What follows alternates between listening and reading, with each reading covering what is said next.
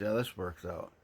Students hide identities with masks while praising Hamas massacre of Israelites or Israelis. Well, here's the catch. Now, this topic is more different than what's going on now. But what goes on now has a correlation to something that was designed against initially. I'll explain. Prior to COVID 19, you can go look up Wikipedia or Google it, whatever it might be. Go look up what's called mask laws pre COVID. And these laws were based on there's only one day a year you are allowed to wear a mask, and that would be Halloween.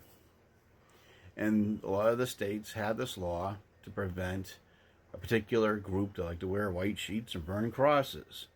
So it was to stifle racism in the South initially, but it caught on in other places. Now, with COVID-19, everybody's wearing a mask. So what do we have? People taking advantage of the COVID-19, the shadow of the COVID-19 mandates for the purpose of. So I would think it would be funny or interesting to see if they reenact that law saying if it's not a pandemic or a medical crisis without a mask, it's illegal because obviously it hides your identity. So yeah, it's not. We're not Japanese. You know, if we have a sniffle, the Japanese will put on a mask just to alert people that you're functioning but you're ill. And we don't care. We'll go to work sick because if we don't, we can't pay the bills and we'll be homeless. So who cares if we get 20 or 30 other people sick? That kind of thing. This is again pre-COVID or COVID-19. So yeah, I say COVID. I have to say that too. Know why? I found a medical book from 1984, 85. COVID. All it means is a cold. But they have to have all these different suffix. Suffix definer for it, though. Anyways, here's food for thought. Yeah, let's say they decide to reenact the mask laws or the anti-mask laws when there isn't a pandemic or Halloween or Mardi Gras, that kind of thing. And then at that point, people who have masks on have two choices. Take it off, get fined, whatever it might be. I don't know if you've seen the footage, but there were tan pants, I think blue or black shirts, and they were supposed to march, but they also wore what's called a baklava. That's the kind of like a ski mask kind of deal, but it's this instead of the eyes cut out. And some guy just reached over and yanked off his hood or the mask there, and sure enough, gotta hide. So anyways, that's the thing.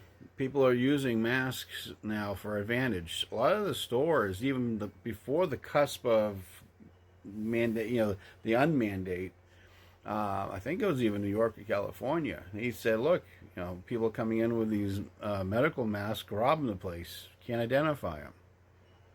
So, yeah, it's a catch-22, and yeah, this topic is more about American culture than it is about the social-political crap that goes on. You're hearing a lot of tears and crying going on, right, from both sides, even though one initiated it at this time.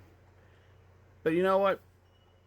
I'm a Desert Shield, Desert Storm veteran from 1991. Kuwait did the same thing, and the girl who cried the loudest and the most at the UN was the daughter of an ambassador or daughter of a big mucky muck over in Kuwait, and everything she said was a lie. Not my fight, not my war, and obviously there's a reason for it.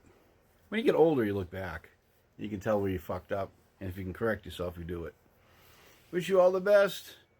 I figure observational insight may help open up some eyes, and you can see some of the things. And a lot of the guys I talk to or see, their eyes are open, and they share what they observe, and it's really cool. But this is something I just saw. I was just again, I stream YouTube on my TV, and I was just scrolling, and I saw that post, and I went, there was a point where you couldn't wear a mask public because we can't be identified. And of course, if you look at the story of our Arab friends who the ladies wear there and they're trying to get a driver's license. Anyways, you all have a good one. Have a bye.